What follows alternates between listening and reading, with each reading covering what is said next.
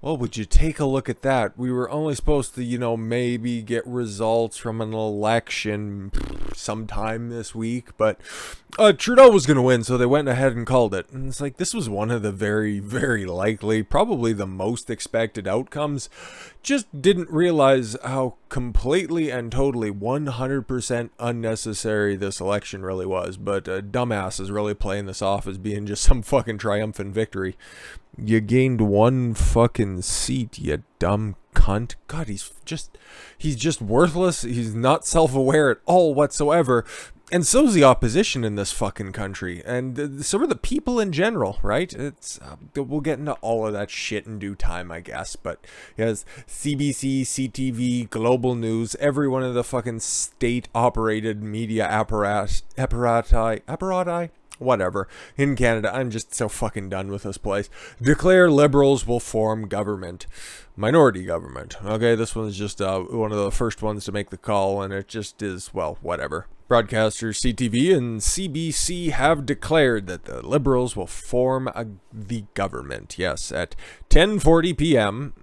Eastern time, literally 3 hours after all of the polls closed from Saskatchewan West. They had already called it for the Liberal government because of course they would. According to the Star, the Conservative, Toronto Star by the way, the Conservative campaign insider said that the party will consider it a victory if they can hold the Liberals to the minority government. So they'll consider it a win if they lose. That is your modern day Conservative Party of Canada, and that's pretty much exactly what they ran on. I don't care what these neckbeards have to say. Sources spoke to the Toronto Star and condition they remain anonymous. Don't really care.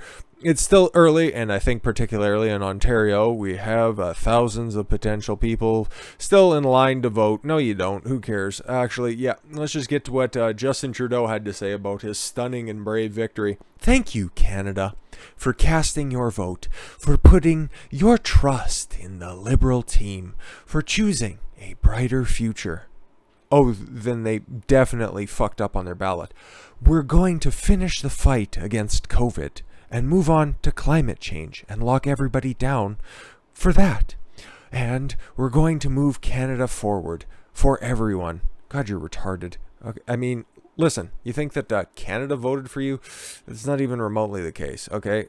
Because those are the results right now. 99.3% of polls are reporting.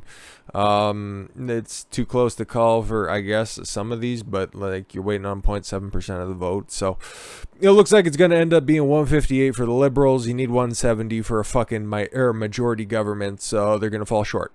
Okay, and you take a look with 2019's result, 157. They gained one fucking seat. They lost 800,000 fucking votes. All for what? All for what? You wasted everybody's time. You wasted everybody's resources just for your little vanity project that ended up blowing up in your face. And saying that Canada voted for you, that's a map of Canada. You see a lot of red here? You see a lot of red thanks to the Yukon and the Northwest Territories. Those are two fucking seats. Take that out of it. And what do you got? You got a whole bunch of orange. You got a whole bunch of blue. You got a whole bunch of teal because Quebec is its own independent nation that Canada looks after. I don't know who they're doing a favor for, but whatever.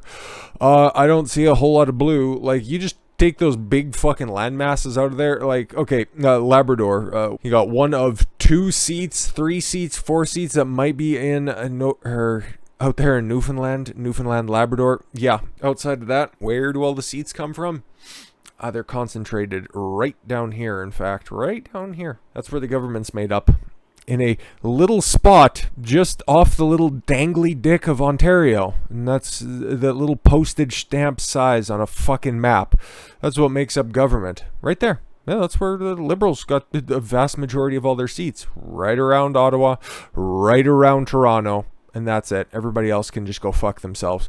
I think in Alberta proper, like, there is 2 NDP seats in Edmonton, 1 Liberal seat in Calgary. Outside of that, big blue fucking blob. But he speaks for all of Canada. Thanks all of Canada for your vote. You won Toronto. Congratulations. That's about it. You don't speak for anybody else, but the entire platform was exactly the same because the media didn't do its job. I know, shocking, right? They didn't tell you that there was zero differentiation between the platforms of the Conservative and the Liberal Party because Aaron stupid ass O'Toole swung hard left, you know what, taking up all of the exact same talking points that Justin Trudeau has been espousing, ended up losing 2 fucking seats over it. Does he consider that a victory? Because everybody else fucking gained seats, right? You take a look at the fucking party leaders who got elected, okay?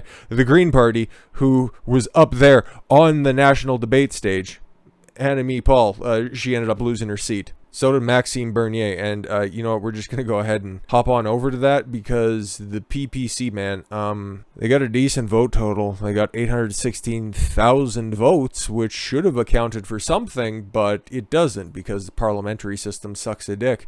You break it down by riding, they finished a lot of thirds and fourths, and I'm just overwhelmingly disappointed with people, mostly because the media, like it or not, we're missing the fucking target on this, okay? You guys, okay, I'm speaking to the converted here, so just bear with me, but see if this resonates with you because I've been bouncing this idea off of a few people as well. So I think that a lot of people online are missing the point, okay? Yes, faith in the media has been gone for a long time. It is at its lowest point ever, okay? People don't trust their elected officials. People don't trust the media. But then at the same time, they take all of their fucking talking points from the media. So what's the problem, okay? You don't like what you're hearing, but at the same time, you're just adopting what they're saying and you're running with that, okay? How many people just have a bog standard opinion that Orange Man bad, okay? Try to attribute stupid fucking ideas to him. And then even if you're not in Canada, but if you are down in the United States and you think, oh, Biden's just the worst thing ever and he's doing all of these horrific things, I'm on your side. But don't be attributing a whole bunch of other stuff to him too, because you got one side that's completely and utterly disinformed, and then you got the other side that's completely and utterly misinformed. So you just have these battling ideologies, but there's no basis in fucking truth or honesty, and we're just missing the point that mainstream media still has the fucking grasp on the narrative and trying to dismiss them as not being credible or legitimate. That's not working on a whole bunch of people, because this is the second example. Think what you may about 2020's election, presidential election. I know I got my opinions and I've tried to share them, and several fucking dozen videos have been taken off the channel because of it. But you seen how many people just went out there and it's like, oh, Trump is like really bad. And okay, 81 million votes for Biden. How many of those were actually, I need to vote against Trump because he said that all Mexicans were rapists, and he still thinks that they're very nice people on both sides, saying that neo-Nazis are good people. The people who will just run with old discredited media talking points because they don't know any better and they don't want to know any better. But that's diatribe aside. We'll get back to that one in a minute. But Bernier addresses PPC headquarters after the party finishes the night with 0 fucking seats. Man, I've got no faith in Canada anymore, man. Time to start looking elsewhere. People's Party of Canada leader Maxime Bernier addressed his supporters at the party's campaign headquarters in Saskatoon following a dreadful showing across Canada. Yeah, I don't know if this guy's just trying to fucking write this article that, I was right, so he's just trying to rain on everybody's parade, but whatever. While full election results will not arrive until Tuesday, we pretty much know 800 and change for fucking votes, but it's a good total, and it's significantly higher, and he would, in fact, qualify for a leaders' debate, but 5% of the vote, really? Should have, really hoped for more. Should have really got some sort of a elected presence. But hey, yeah, people were still thinking that the Conservatives actually have a different platform than Justin Trudeau, and we'll be able to live a life that we lived before in 2019. And a whole bunch of these retards still voted like this is, like, the past 2 years didn't even matter. They didn't even happen, okay? You guys just all fucking, sat in your home and just thought that, as soon as I can go outside and vote, the world's just going to be the same place. Fucking morons. Bernier himself lost Beauce to the Conservative incumbent, a seat Bernier himself lost in 2019. Yeah, last time he held it, he was a part of the Conservative Party. Today, my friends, we made history, said Bernier, whose party finished with a total of 0 seats. See, this dude's a total cunt, but whatever. Politics will never be the same again. You're supposed to break your quotations and then start them back up again, but I guess you're just so fucking giddy and you got to Cheeto dust fucking cake in your fingers while you're writing this, but whatever. Politics will never be the same again. When we started this campaign 5 weeks ago, everybody thought that we would only be a footnote. At the beginning, the media did not even cover us, and then they had to start paying attention and smearing, because what we said yesterday, or the article from the lovely people at the CBC, oh, the PPC are just fomenting hate, and then a bunch of people went to the ballot box and seen PPC and it's like, they are fomenting hate. I cannot vote for purple, man. Whatever. Everywhere you looked, you could see purple. And purple wave, a sea of purple. Just not at the ballot box, unfortunately. My friends, this is not just a political party. It's a movement. It's an ideological revolution, and we're starting now, said Bernier. Enough hysteria. Today, over 1 million Canadians have said they have had enough. Not quite. Even of this COVID hysteria, even of flattening our rights and freedoms, enough of this massive spending, the deficit, and government overreach.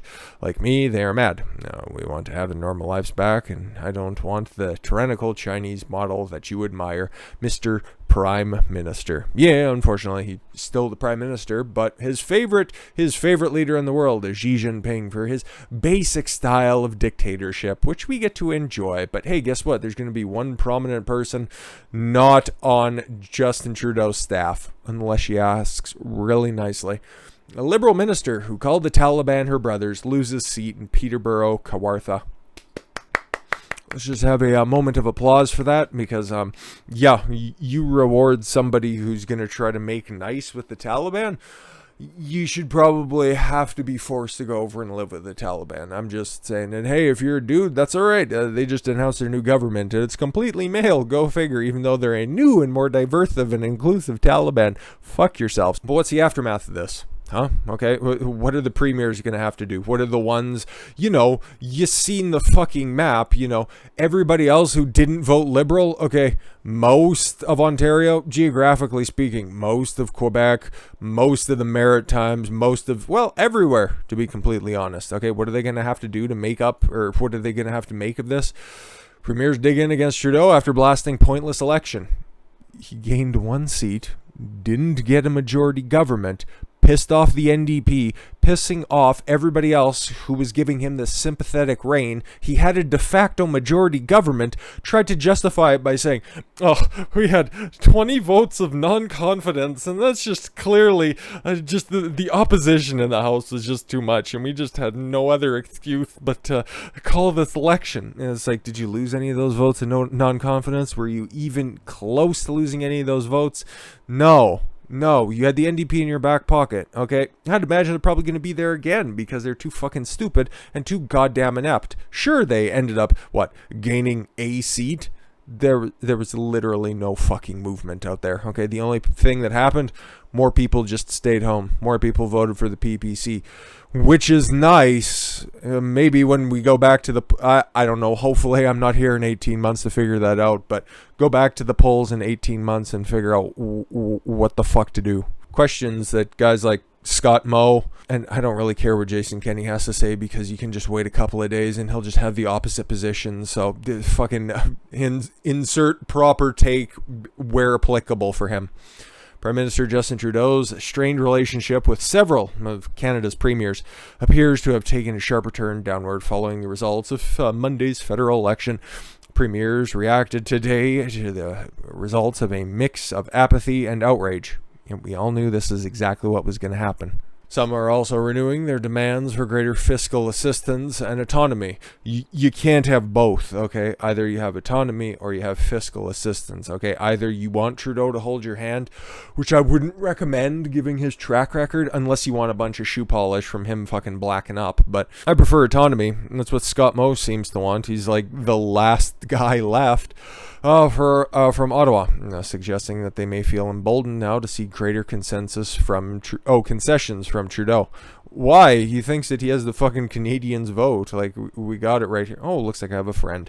Yeah, that's exactly what you fucking have. The Liberals will return with another minority government, as a makeup of Parliament is projected to remain remarkably similar. That's the thing, okay? How can you go, okay? This is just for the average Canadian out there. If I have any Canadians, I know I do. I know that there are several Canadians in the audience out there. I'm sure you guys probably voted around the same lines. Like, what's your take on this, okay? How can so many people just completely dismiss all of the shit that has happened over the past 2 fucking years, go to the polls and vote exactly the same, okay? Because in 2019, yeah, I voted for the Conservative Party, okay? Because I don't even think... Actually, we did. I just went ahead and pulled up the 2019 results. There was a People's Party candidate. I didn't know fuck all about him, okay? And he got 1,400 votes. But this time around, Sean McLean, 5,200 votes. But I switched my vote because I'd seen what was happening with the Conservatives. And I don't think enough people see what's happening, okay? And I can't control what other people do. All I can do is control my response to that. You get what I mean? Anyways, this is the most pointless election in Canada's history. Oh, okay, cool. That's all I wanted to say. No, Mo told reporters at the Saskatchewan legislature in Regina. Oh, I don't want to fucking blow it at the end, but he's already got it there, so let's just go ahead and jump ahead. Yeah, $610 million on this fucking election. Okay, 5 weeks of campaigning. Okay, a whole bunch of gaffes by Justin Trudeau. The she session and the she covery because the pandemic affected women most. What? I don't think about fiscal policy. Rebel News are nothing but racists. Like, the motherfucker did nothing, okay? And it cost us $610 million. But that's all right. We got to fight climate change or some dumb shit. With Canada's federal election coming to a close on Monday, many are asking, what was the $610 million price tag worth? Or was it worth the cost? In an opinion piece by the National Post, columnist Kelly McParland slammed Trudeau's spending during both this election season and the one in 2019. The CBC reports that Justin Trudeau has set another spending record. At $610 million, this election will be the most expensive ever, a full $100 million more than the vote the Liberal leader called just 2 years ago. Okay, that one it had to happen, okay? Because the full term came, and that was the proper 4-year cycle. So that one makes a little bit more sense. But the fact that that one still cost $500 million, and then this truncated disaster cost $610 million. Fewer polling locations. Oh, for what? 2?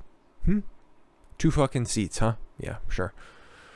That's $1.1 billion. Oh, just enough to fund the National Vaccine Passport Program. Fuck off. In total for 2 campaigns.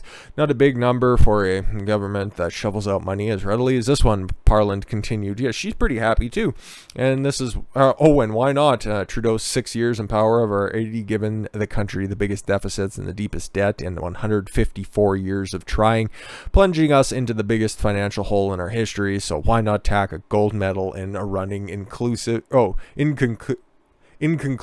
elections. The words are hard, but yeah, no, that's fairly fucking sound logic. Okay, the polls never looked like he was never even threatening to get a fucking majority government. Okay, if this was always going to be the likely outcome. Okay, I was giving you a bunch of different scenarios because yeah, in the days leading up to the polls, guess what, they all fucking converged because those pollsters are, guess what, full of fucking shit. And that happens with every goddamn election.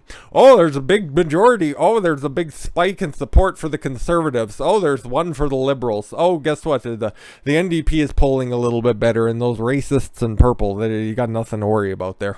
I guess one of the fucking things out there ended up becoming at least a little bit true. I'm not slamming the People's Party of Canada, obviously, if I'm still here and the next time that the fucking election gets called, and if it's up to Trudeau, it'd be tomorrow because he still thinks that he has the fucking majority vote from Canadians. Gonna support the candidate, whoever the fuck it's gonna be, and hopefully be able to do a little bit more because this was just ridiculous. Now, a lot of people are wondering, it's like, okay, so you just spent $600 million on a fucking vanity project, and now, you know what, hey, not a lot of the country ended up voting for you anyways, but a lot of people voted for you in a bunch of very inclusive places like Toronto and Ottawa. Other than that, though, your policies don't resonate with anybody, and the misinformed public seems to think that, oh, the Conservatives were the only way out of this. You don't want to split the vote, even though Erin O'Toole what? He's basically Trudeau with less hair. That's about it. And a bigger gut. At least Trudeau is smart enough to fucking come up with his own platform, as stupid as it is. But hey, some good local news, I guess. Tyler Shandro, the guy who said that unvaccinated people are not allowed to congregate inside. Like, what, am I supposed to live outside or some shit like that? But whatever. He's out as health minister. You're out, Tyler.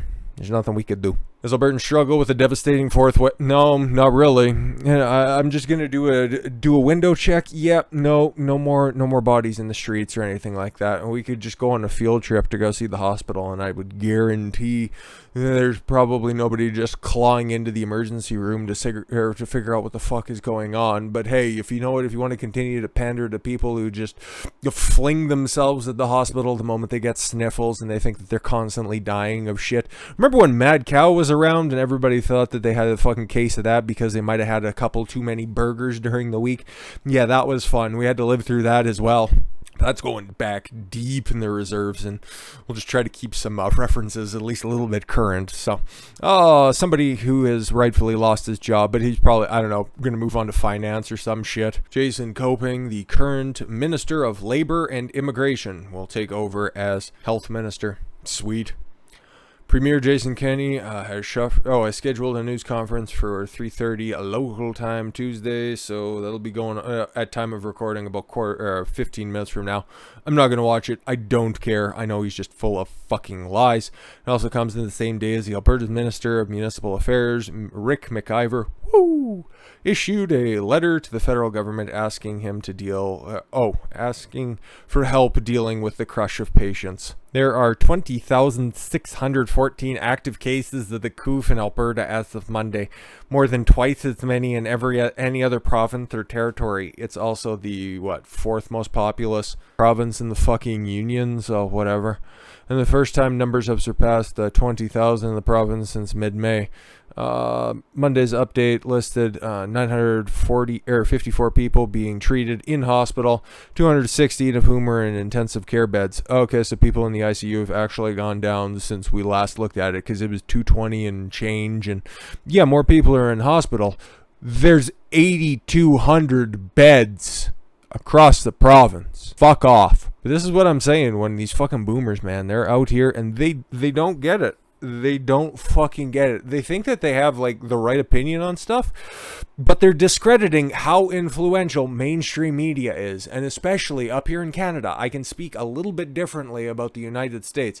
At least there's somebody, like the biggest name in cable news, Tucker Carlson, at least has, relatively speaking, most of the time he has a good perspective on things. But when it comes to Alberta, not even just to Alberta, but to the rest of Canada, they all say the same things. It's just like the political parties. They all are going to do the same things, which is counter to freedom, counter to truth. It's just pro them. All they want to do is perpetuate themselves, and they're very successful at doing it. They have the radio waves, they have the newspapers, they have the television, and it's their message on the fucking loop. All the time, all the commercials, all the advertisings, it's just exactly what they're pushing, okay? And independent creators, as much as I'd consider myself one, I don't even know the proper terminology nowadays, but there's a lot of big names that are out there, and they think that they're somehow winning, and that, oh yeah, they're pushing back.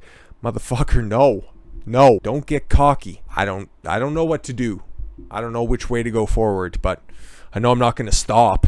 So let's just dissect this. I'm sure Nathan's a nice guy. He's from Alberta. I'm sure he's probably great. He's following a sweet amount of people. I bet he has a great taste in music. So here's his take on things. Watching conservatives complain about mainstream media is hilarious. I would tend to agree, because there's no fucking point in doing it, okay? But the only thing is, it's like, okay, so describing public figures based on what? Saying somebody's a liberal, saying somebody's a conservative, you're a libertarian. I don't know what that means anymore, okay? If somebody was to ask me, how would I define myself in a political space? I don't know. I don't know the proper way to do it, and I don't really think about it, because I'm Don. That's who I am.